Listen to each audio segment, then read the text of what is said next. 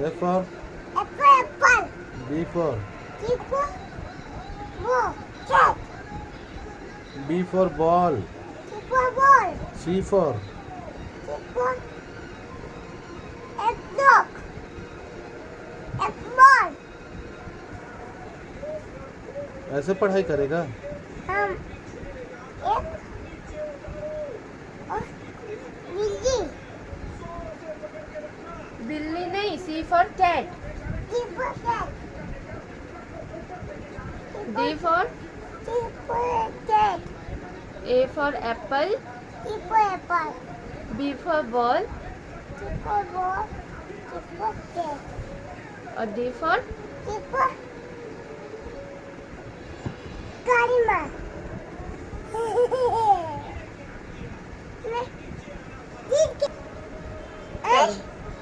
नहीं, पहले रुको। चलो इधर देखो। इधर देखो।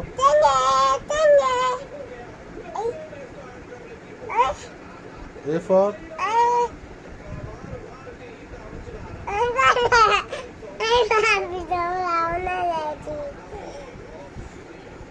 A